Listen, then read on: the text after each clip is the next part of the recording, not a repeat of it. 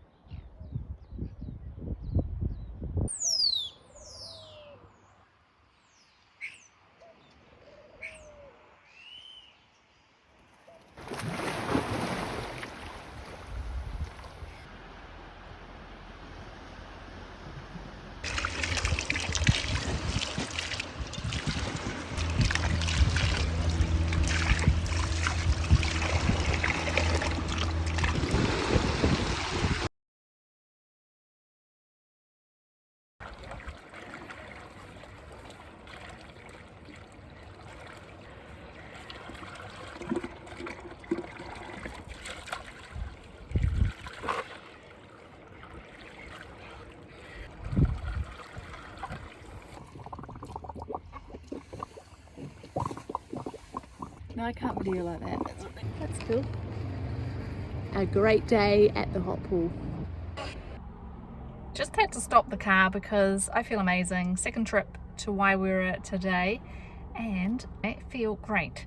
I went there this morning. I had sore thyroid, headache, didn't feel myself, felt lousy to be honest, felt dizzy at stages and really fatigued basically. So I have gone back a second time because after that trip I only put my feet in the water for 20 minutes and I felt great. Went home, had a little nap, I'm back again and I've been there for maybe an hour and a half. Feel very energized. It's day 8, Wednesday, September the 18th, 2024. The copper is huge. What a breakthrough. I know that copper is king. The adrenal fatigue is because we have low copper, because we need copper for the sodium, salt, retention. It's copper. Adrenal insufficiency, adrenal fatigue. So copper is so important for us to heal when we go through things. 3 milligrams a day coming in through our diet. The copper revolution on YouTube, the urine becoming or being acidic and becoming alkaline when you're having copper, which is really interesting as a gauge to know whether or not you need it. 8 o'clock in the morning. So I had a really good sleep last night. So for the last 2 days I've had, no, just yesterday was the first day that I had the liver capsule opened up onto my eggs, 2 of them. So I had 0.15 milligrams of copper and I just felt the energy and yeah, slept really well. So 10:30 p.m. until just before 6, solid, fine. So really pleased and I think I've just made a massive breakthrough. Okay, much love. So I started coming, so 6.5 weeks. I don't feel like I need it and now I've got my energy, it's quite well established. Hey guys, welcome back. I have just got to do this quick update video. I chose that cover. I thought those were really cool colours. I love blue and then the bridge is golden, kind of coppery colour. Anxiety, insomnia, PTSD, ADHD, all of those labels that you think you have, perimenopause, completely just exhausted. This new book that's coming up and it's going to detail methylene blue with copper because it restores our energy.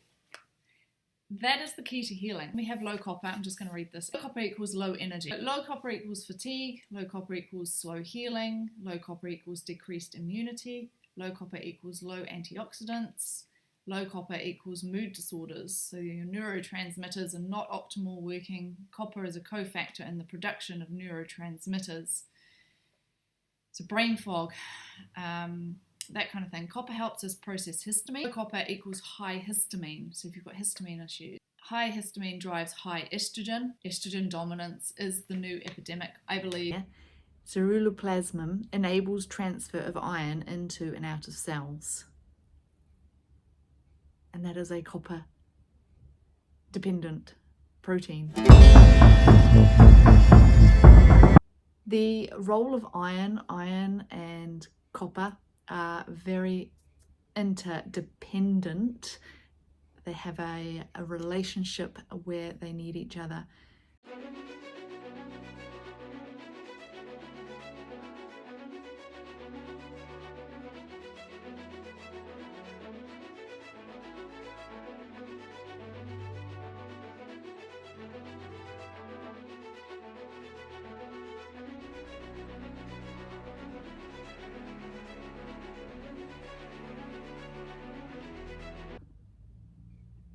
Ceruloplasmin, it is a copper-dependent protein that releases iron from stores and enables iron to bind to transferrin and ferritin.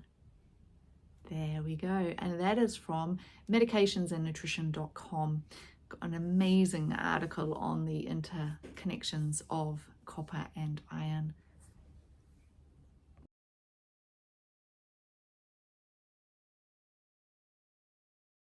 So if you haven't already, subscribe to the channel and check out my course. It's in the link below. It is free for those first 4 lessons about the geothermal water, and then the 5th lesson is all about the water that you will have free access to. Watch my iron video, a little bit more context as to why we might be losing sleep over a lack of iron. The other key notes to point is that a high iron intake may block copper. So high dietary iron increased the dietary copper requirement in tested animals. Authors commented people with iron overload may benefit from copper supplementation if they typically consume a low copper diet. They're in love, aren't they? They just love each other. A high dietary iron intake induces copper depletion. So this depletion is of concern in children and pregnant women, as copper deficiency has significant negative impacts during growth periods. Iron supplementation is also a common recommendation for pregnant women.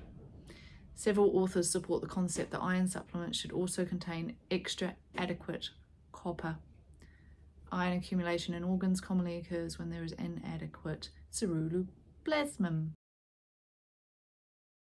Excess copper induces oxidative stress, DNA damage, and reduced cell proliferation. Both inadequate and excessive intakes of copper and iron have significant negative physiological impacts.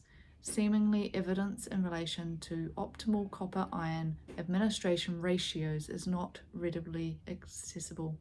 Consequently, advice regarding iron supplements may need to be considered in relation to impact on copper availability. So the profound importance of copper-iron interactions is the early stages of recognition, and based on the current evidence, ensuring both adequate intake of both metals, including copper, and iron supplements seems essential. It is an amazing article. Yvonne Coleman is helping health professionals increase their access to drug nutrition interactions, evidence to get better outcomes for those in their care.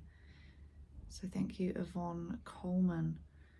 The copper IUD, from my research and using Rick Fisher for the hair tissue mineral analysis testing, can cause copper toxicity. So that's the copper IUD. If anybody's got that, knows anybody with that, just raise that.